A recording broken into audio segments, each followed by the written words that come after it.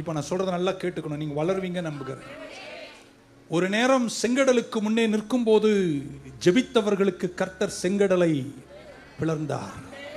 அதே செங்கடலை பிளந்தவர் இன்னொரு முறை அந்த கடலின் மேல் புயலாய் தத்தளிக்கும் போது கடலை பிளர்க்கவில்லை, மாறாக பேதுருவை நடந்து வர சொன்னார். எல்லா நாளும் பிளக்கணும்னு நீ நிந்தினா காலமெல்லாம் நிப்ப. காலங்கள் கடந்து வரும்போது பிளக்க வேண்டிய நேரத்தில் கர்த்தர் பிளப்பார், சில நேரத்தில் பிளக்க மாட்டார், உன்னை தண்ணி மேல நடக்க செய்வார்.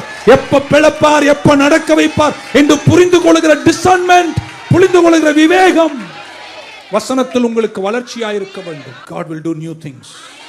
ஒரு ஆமென் சொல்ல மாட்டீங்களா? ஹல்லேலூயா. அன்னைக்கெல்லாம் ஒரு செங்கடலை பிளந்தார், அன்னைக்கெல்லாம் ஒரு செங்கடலை பிளந்தார். இன்னைக்கு அவர் பிளக்கிற மாதிரி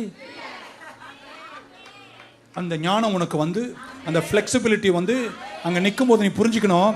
அப்போ செங்கடலை பிளந்தார், இப்போ அவர் பிளக்க மாட்டார், மாறாக என்ன செய்ய போறார்? தண்ணி மேல நடக்க. தண்ணி மேல நடக்க சொல்லும் போது தண்ணி மேல நடக்கணும், பிளக்க சொல்லும் போது எதுவே நம்புறீங்க? இந்த மாதத்துல, இந்த வருஷத்துல, இந்த காலங்களில் கர்த்தர் உனக்கு புதிய காரியங்களை செய்வார், ஆச்சரியத்தில் உன்னை நடத்துவார்.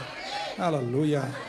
இப்படி சொல்லட்டுமாங்க, என் பைபிள் எனக்கு சொல்லுகிறது அவர் எல்லா தீங்குக்கும் என்னை காப்பார். அப்படிதானங்க பைபிள் சொல்லிச்சு. அதே பைபிள்ல சொல்லியிருக்கு, சங்கீதக்காரன் சொல்றான், நான் மரண இருளின் பள்ளத்தாக்கில் நடந்தாலும் பொல்லாப்புக்கு பயப்படேன், தேவரீர் என்னோடு கூட இருக்கிறீர். ஆமென் சொல்ல மாட்டீங்களா? உம்முடைய கோலும் தடியும் என்னை தேற்றும், என் சத்துருக்களுக்கு முன்பாக. இப்படி சொல்லட்டுமா, அவர் செஞ்சார் என்ற ஞானத்தில் வாழ்வதை விட இன்றைக்கு அவர் என்ன செய்கிறார் என்று புரிந்து கொண்டு இந்த காலத்தினுடைய பகுத்தறிவு, வசனத்தை குறித்த ஞானம், வளர்ச்சியுள்ள விசுவாசிகளாய் நீங்கள் வளர்ந்திட வேண்டும். இப்படி சொல்லட்டுமாங்க, இயேசு கிறிஸ்துவின் காலத்தில் பரிசேயர்களும் சதுசேயர்களும் கலங்கி போனார்கள். ஏன் தெரியுமா கலங்கி போனார்கள்? பைபிள் அதுக்கு அர்த்தம் சொல்லியது.